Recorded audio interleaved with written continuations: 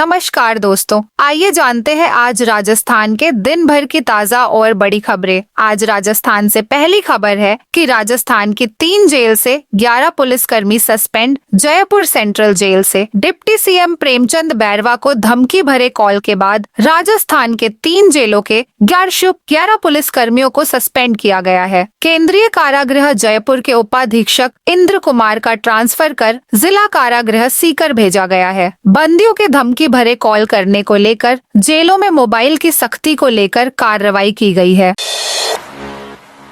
सरकारी अस्पतालों में मरीजों को लाइन में नहीं लगना पड़ेगा। राजस्थान के सरकारी अस्पतालों में अब मरीजों को लंबी लाइनों में नहीं लगना पड़ेगा। राजस्थान सरकार ने एकीकृत स्वास्थ्य प्रबंधन प्रणाली IHMS मोबाइल ऐप लॉन्च की है। इस चिकित्सा ऐप के जरिए घर बैठे डॉक्टर का अपॉइंटमेंट लिया जा सकेगा, साथ ही लैब रिपोर्ट भी डाउनलोड की जा सकेगी। शुरुआत में इस योजना से जयपुर के 2 सरकारी अस्पतालों कांवटिया और जयपुरिया अस्पताल को जोड़ा गया है। एकीकृत स्वास्थ्य प्रबंधन प्रणाली का फायदा उठाने के लिए गूगल प्ले स्टोर से IHMS राजस्थान ऐप डाउनलोड की जा सकती है। सीएम भजनलाल शर्मा ने शुक्रवार को भीलवाड़ा में हुए कार्यक्रम में चिकित्सा ऐप समेत 10,000 करोड़ के विकास कामों का शिलान्यास और लोकार्पण किया। खुले में नॉनवेज बेचने वालों की अब खैर नहीं। जोधपुर शहर में बिना अनुमति और लाइसेंस के नॉनवेज बेचने वाले ठेला चालकों की अब खैर नहीं है। नगर निगम की ओर से इसको लेकर अभियान चलाकर कार्रवाई की जाएगी। नगर निगम दक्षिण की महापौर वनिता सेठ ने इसको लेकर जानकारी दी। महापौर को पार्षद नरेश जोशी और योगेश व्यास के साथ स्थानीय लोगों ने शिकायत की थी। बताया कि शास्त्री सर्कल, MDM हॉस्पिटल और आसपास की जगहों पर बिना अनुमति और लाइसेंस के खुले में नॉनवेज बेचा जा रहा है। इसके चलते यहां आने वाले लोगों को परेशानियों का सामना करना पड़ रहा है। वहीं नॉनवेज के ठेलों पर कई बार असामाजिक तत्वों का जमावड़ा भी रहता है, जिसकी वजह से कानून व्यवस्था को लेकर भी सवाल खड़े हो रहे हैं। अब गिव अप अभियान 30 अप्रैल तक अपात्र परिवार गिव अप के तहत आवेदन प्रस्तुत कर अपना नाम NFA से योजना से पृथक करवा सकते हैं। यदि इसके बाद भी इन अपात्रता के श्रेणी में आने वाले परिवार राष्ट्रीय खाद्य सुरक्षा योजना से अपना नाम नहीं हटवाते हैं तो वसूली संबंधी कार्रवाई की जाएगी। गिव अप अभियान के तहत सरकारी कार्मिक, आयकर दाता, 1 लाख से अधिक वार्षिक आय, 4 पहिया निजी वाहन वाले अपात्र श्रेणी के परिवारों को स्वेच्छा से राष्ट्रीय खाद्य सुरक्षा योजना से नाम पृथक कराने के लिए एक और अवसर दिया है। जयपुर में 250 की जगह होंगे 150 वार्ड। अशोक गहलोत सरकार का 3 शहरों में 2 नगर निगम बनाने का फैसला शुक्रवार रात भाजपा सरकार ने बदल दिया। स्वायत्त शासन विभाग ने जयपुर, जोधपुर और कोटा में 2 निगमों को खत्म करने की अधिसूचना जारी दी। इन शहरों में अब 8 नगर निगम ही होंगे। हालांकि नए निकाय चुनाव होने तक 2 मेयर और पार्षद काम करते रहेंगे। चुनाव के बाद एक मेयर होंगे। इसके साथ ही प्रदेश में कुल निगम 13 से घटकर 10 रह जाएंगे। सोने की कीमत रिकॉर्ड स्तर पर पहुंची। राजस्थान में सोने की कीमत ने अब तक के सारे रिकॉर्ड तोड़ दिए हैं। दुनिया भर के बाजार में जारी अस्थिरता और शेयर बाजार में जारी उठापटक के बाद सोने में निवेश बढ़ गया है। इसकी वजह से स्टैंडर्ड सोने की कीमत ने अब तक के उच्चतम शिखर 81,000 के 600 रुपए पर आ गई है। वहीं चांदी की कीमत बढ़कर 1,03,700 रुपए के शिखर पर पहुंच गई है। जयपुर में काली पट्टी बांधकर पड़ी नमाज। जयपुर में आज रमजान के आखिरी जुमे की नमाज अदा की गई। जौहरी बाजार स्थित जामा मस्जिद के बाहर सड़क पर बड़ी संख्या में रोजेदारों ने काली पट्टी बांधकर नमाज पढ़ी। वक्फ अमेंडमेंट बिल 2024 के विरोध में all India Muslim personal law board AIMPLB ने काली पट्टी बांधकर नमाज अदा करने की अपील की थी। लोगों ने शांतिपूर्ण तरीके से विरोध जताया। इस दौरान कांग्रेस विधायक रफीक खान व अमीन कागजी और वक्फ बोर्ड चेयरमैन कानू खान बुधवाली भी नमाज पढ़ने के लिए पहुंचे। वे भी हाथ पर काली पट्टी बांधे दिखे।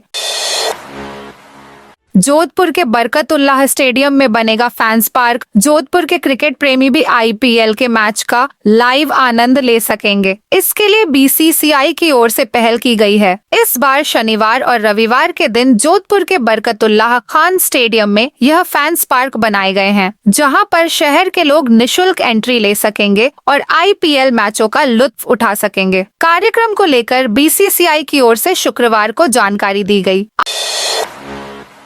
आसाराम की 3 महीने और बड़ी जमानत। आसाराम को गुजरात हाईकोर्ट से 3 महीने की और अंतरिम जमानत मिल गई है। इससे पहले सुबह गुजरात हाईकोर्ट की डबल बेंच ने विरोधाभासी फैसला सुनाया। दोनों जजों की राय अलग अलग थी। इसके बाद चीफ जस्टिस को केस ट्रांसफर किया गया। दोपहर को चीफ जस्टिस ने 3 महीने की अंतरिम जमानत और बढ़ा दी। जयपुर जिंदा बम मामले में 4 अप्रैल को आएगा फैसला। जयपुर में करीब 17 साल पहले हुए सीरियल बम ब्लास्ट के दौरान चांदपोल के रामचंद्र मंदिर के पास मिले जिंदा बम मामले में 4 अप्रैल को फैसला आएगा। जयपुर बम ब्लास्ट मामलों की विशेष अदालत में जज रमेश कुमार जोशी जिंदा बम प्लांट करने के मामले में 4 आरोपियों को फैसला सुनाएंगे। दोनों पक्षों की बहस पूरी होने के बाद अदालत ने शनिवार को फैसले का दिन तय किया था, लेकिन अब फैसला 4 अप्रैल को सुनाया जाएगा। श्री सांवलिया सेठ का 14 दिन बाद खुला भंडार। मेवाड़ के आराध्य देव श्री सांवलिया जी मंदिर का 14 दिन बाद वापस भंडार खोला गया। चतुर्दशी होने के कारण ये भंडार खोला गया है। पहले दिन 4,80,27,911 रुपयों की काउंटिंग की गई है। बता दें कि होली के दिन पूर्णिमा पर खोले गए भंडार से कुल 29,09,63,292 रुपए मिले थे। चिल्लरों की गिनती बाकी है। Narayan Singh circle no parking zone घोषित। नारायण सिंह सर्किल को नो पार्किंग जोन घोषित किए जाने के बाद बसों के परमिट में संशोधन की प्रक्रिया शुरू हो गई है। अब ऑनलाइन संशोधन के बाद ऑफलाइन परमिट में बदलाव के लिए 30 मार्च 2025 को 1 दिवसीय कैंप लगेगा। यह कैंप सुबह 10 बजे से दोपहर 2 बजे तक RTO प्रथम कार्यालय में आयोजित होगा। जयपुर अजमेर हाईवे पर गाड़ी चलाना होगा महंगा। जयपुर अजमेर हाईवे पर गाड़ी चलाना अब महंगा हो जाएगा। National highway authority of India NHAI ने इस रोड पर टोल टैक्स की दरों में 5 से लेकर 70 रुपए तक का इजाफा किया है। ये दरें 31 मार्च की रात 12 बजे से लागू होंगी। नई संशोधित दरों के मुताबिक जयपुर से किशनगढ़ तक जाने वाले कार ड्राइवरों को अब 140 की बजाय 155 रुपए टोल टैक्स देना पड़ेगा। इस रूट पर ठिकरिया और बड़गाम टोल प्लाजा हैं। इसी तरह हल्के कॉमर्शियल व्हीकल मिनी बस पर टोल टैक्स 225 रुपए देना पड़ता है, जो 240 रुपए हो जाएगा। जयपुर में तेजाजी मंदिर में मूर्ति तोड़ने पर हंगामा। जयपुर में वीर तेजाजी मंदिर में असामाजिक तत्वों ने मूर्ति को क्षतिग्रस्त कर दिया। घटना सांगानेर थाना क्षेत्र के प्रताप नगर मंदिर की शुक्रवार रात की है। शनिवार सुबह मंदिर के पुजारी और स्थानीय लोगों ने इसकी जानकारी पुलिस को दी। इस बीच सर्व समाज के लोगों ने यहां पहुंचकर नारेबाजी शुरू कर दी। घटना की जानकारी मिलते ही विश्व हिंदू परिषद और बजरंग दल के कार्यकर्ता भी मौके पर पहुंचे। गुस्साए लोगों ने मंदिर के सामने सुबह 10 बजे जयपुर टोंक रोड को जाम कर दिया। जाम बढ़ता देख दोपहर करीब 1:30 बजे पुलिस ने हल्का बल प्रयोग कर लोगों को सड़क से हटाया है। हालांकि अब भी टोंक रोड जाम है। भीड़ में फंसे लोगों को परेशानी हो रही है। सीएम डिप्टी सीएम को धमकी देने के मामले में DSP हटाया। सीएम भजनलाल शर्मा और डिप्टी सीएम प्रेमचंद बैरवा को जान से मारने की मिली धमकी मामले में DSP हटाया गया और 9 पुलिस कर्मियों को निलंबित कर दिया। सीएम को धमकी मामले में ADG रुपिंदर सिंह शुक्रवार शाम को बीकानेर जेल पहुंचे। जांच के बाद उन्होंने उप कारापाल जय सिंह, मुख्य प्रहरी विजयपाल, प्रहरी जगदीश प्रसाद और अनिल मीणा को निलंबित कर दिया। इस मामले में एक अन्य पुलिस कर्मी की भी भूमिका संदिग्ध मिली है। उसी ने मोबाइल और सिम कार्ड आदिल को उपलब्ध कराए थे। सीएम ने दौसा जिले को दी कई सौगातें। राजस्थान दिवस के कार्यक्रमों के तहत शुक्रवार को जिला परिषद सभागार में सुशासन एवं विकास उत्सव का आयोजन किया गया, जिसमें राज्य स्तरीय समारोह से मुख्यमंत्री भजनलाल शर्मा ने दौसा जिले के लिए 62 करोड़ रुपए के 9 विकास कार्यों का वर्चुअली शिलान्यास एवं 5 करोड़ के एक कार्य का लोकार्पण कर जिलेवासियों को सौगातें दी। किरोड़ी बोले, अब बड़े धमाके देखने को मिलेंगे। राज्य सरकार से मनमुटाव की चर्चाओं के बीच कृषि मंत्री डॉ. किरोड़ी लाल मीणा एक बार फिर एक्टिव मोड में नजर आ रहे हैं। शनिवार दोपहर दौसा कलेक्ट्रेट में मीडिया से बात करते हुए सरकार से मनमुटाव के सवाल पर किरोड़ी लाल ने कहा, लोकसभा चुनाव के दौरान मैंने घोषणा की थी कि चुनाव हार जाएंगे तो मंत्री पद से इस्तीफा दे दूंगा। मनमुटाव की कोई बात नहीं थी, मैंने इस्तीफा दे भी दिया था। अब मुझे केंद्रीय नेतृत्व ने कहा है कि काम करिए, आगे कोई नया रास्ता निकालेंगे। जयपुर में कॉलोनी पर कब्जा करने आए बदमाश। जयपुर में एक कॉलोनी पर बदमाशों के कब्जा करने की कोशिश का मामला सामने आया है। लाठी डंडे व हथियारों से लैंस बदमाशों ने प्लाटों की 4 दीवारी तोड़ डाली। कॉलोनी के लोगों के इकट्ठा होने पर फायरिंग कर भाग निकले। शिवदासपुरा थाना पुलिस ने अनजान बदमाशों के खिलाफ मामला दर्ज कर तलाश शुरू कर दी है। काली सरसों से अधिक रेट में बिक रहा पीला सरसों। श्रीगंगानगर जिले के जैतसर में इस बार पीली सरसों ने काली सरसों का भाव रिकॉर्ड तोड़ दिया है। धान मंडी में पिछले एक सप्ताह से पीली सरसों की आवक बढ़ी है। कृषि उपज मंडी समिति के सचिव विमल कुमार के अनुसार अब तक मंडी में 600 क्विंटल पीली सरसों पहुंच चुकी है। प्रतिदिन 50 क्विंटल से अधिक की आवक हो रही है। पीली सरसों 6,300 से 7,000 रुपए प्रति क्विंटल के भाव पर बिक रही है। मधुमक्खियों के हमले में 1 दर्जन घायल। राजसमंद में सेलागुड़ा के पास सनकार सागर तालाब के पेटे में खड़ी गेहूं की फसल काटते समय मधुमक्खियों ने हमला कर दिया। इस घटना में 1 दर्जन से अधिक महिला पुरुष घायल हो गए, जिसके बाद 108 निजी वाहनों की मदद से सभी घायलों को आमेट के हॉस्पिटल में भर्ती कराया, जहां उनका इलाज जारी है। वहीं 2 की हालत गंभीर होने पर उन्हें आरके हॉस्पिटल में भर्ती कराया गया। जानकारी के अनुसार इस दौरान मौके पर मौजूद 2 बैलों पर भी मधुमक्खियों ने हमला कर दिया। कोटा में 21 फीट लंबी केसरिया पताका। शहर में हिंदू नव वर्ष के उपलक्ष्य में कई आयोजन हो रहे हैं। ऐसे में एक डॉक्टर ने 21 फीट लंबी 15 फीट चौड़ी केसरिया पताका बनवाई। इस केसरिया पताका को 51 फीट की ऊंचाई पर शहर के केशवपुरा इलाके में स्थापित करवाया गया। इतनी बड़ी विशाल पताका को देखने के लिए लोगों की भीड़ उमड़ रही है।